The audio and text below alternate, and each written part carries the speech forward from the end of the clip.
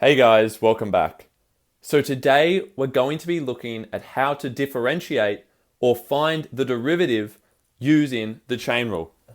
So already we've looked at how to find the derivative of a function that just looks like this, 3x squared, where there's no bracket around the x and another number. So we know that to differentiate this, we simply move this 2 down to the front and we times it by whatever number was already there. So we leave the 3 and go 3 times 2, because we're pulling the 2 in front, x, and then we take away 1 from the indice to get 1. So we know that our derivative of that one is just 6x. So just remember here that if we have multiple terms, if we have more than one term in our original equation, so if we have 3x squared minus 4x plus 5, to differentiate this, we simply do each term separately.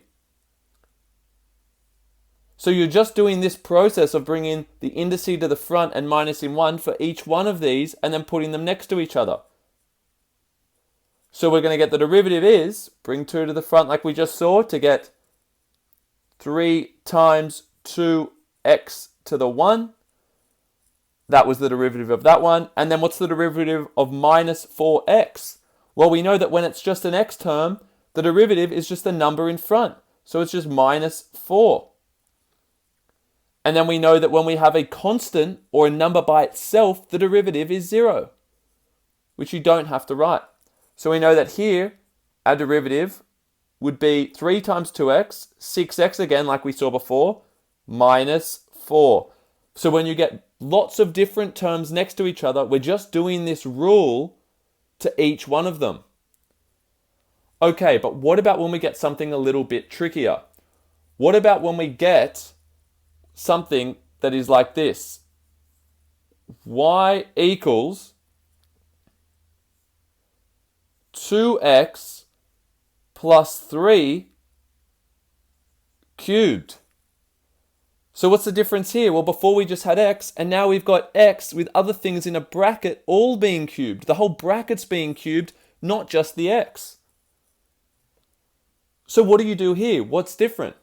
Well, to start off, the first step is the same.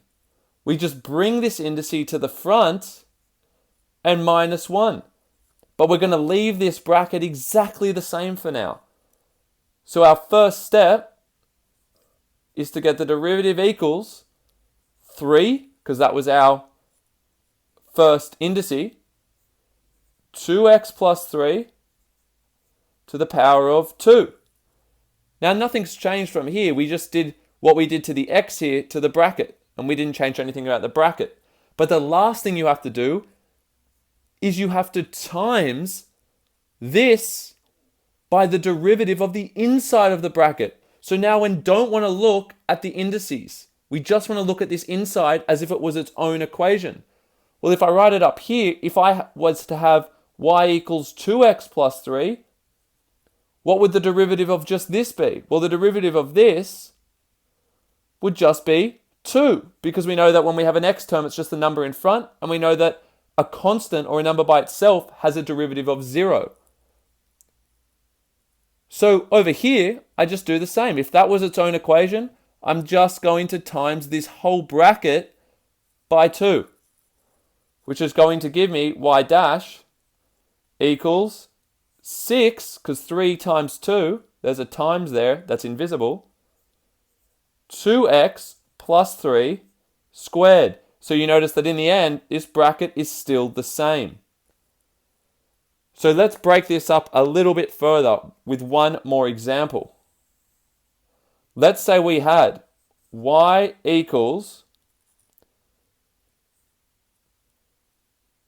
3x squared plus 4 to the 4. Okay, and I'll just make this a bit neater for you. So how do we actually do this? Well, I'm going to rewrite this so you can understand it as y equals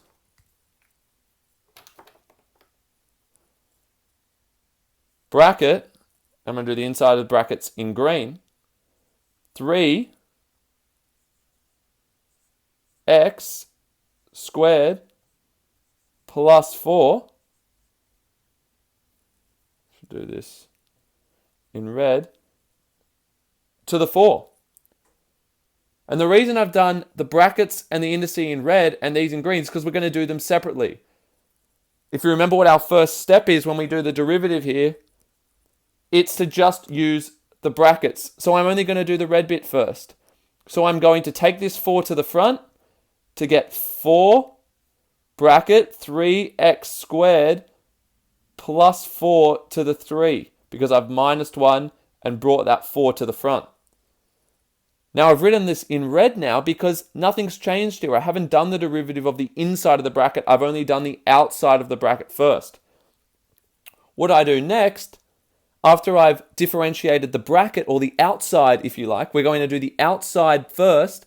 Now I'm going to times this equation by the inside derivative. I'm going to be looking at 3x squared plus 4 now. Before I was just looking at the bracket with the indice of 4, bringing it to the front and minusing 1. Now I'm forgetting about those and I'm looking at the inside. What's the derivative of 3x squared plus 4? Well, we know using our rule from before up here that 3x squared had a derivative of 6x. Because we bring that 2 to the front and it times us by 3 to give 6x to the 1, because you minus 1. And we know that plus 4 is just a number, so it has a derivative of 0. So now I've times the bracket here by the inside of the bracket derivative. That's the new step. You write it like it's the same as before. Like up here, we write x just with a bracket and we don't change it. And then we multiply the derivative of the inside of the bracket. And our final answer here is going to come out as 4 times 6x. We can just multiply these two again because that's an invisible time sign. And we're going to get 24x bracket 3x squared plus 4 cubed. So again, you can see here, the process is to do the outside derivative. I'll say the outside of the y dash. We're just doing the indices. And we're going to times that by the inside derivative. We're going to look at the inside of the bracket and we're going to do the derivative of that inside as if it was its own equation like we did up here. So we forget about the indices. Okay, and once you've done that, make sure you times everything together that you can and leave it in simplified form like we have here. Okay, great guys. So the last thing I'll do is I'll leave you with a general formula that hopefully you can understand now. I'll just take this side off. And our formula is that when we have y equals some kind of function in a bracket, so here this bracket is like this bracket here, and we've got an indice here, so here it was 2x plus 3 would be our fx, would be our function. Well, we know now that the derivative of this is just going to be pulling n to the front and minusing 1 to start with. It's going to be fx with the n here to the n minus 1 times the derivative of the inside, f dash x. So just of this part on the inside, then I times it by that derivative. So that gives you the formula for the chain rule. Whatever is the function on that inside, we times this derivative of the whole bracket by the derivative of that small inside at the end. And we can see that in these examples. Alright guys, hopefully you now understand the chain rule and can use that to help you solve all your questions with differentiation. Next time we'll be looking at more questions, and we're going to be looking at the product rule and the quotient rule. Thanks, guys.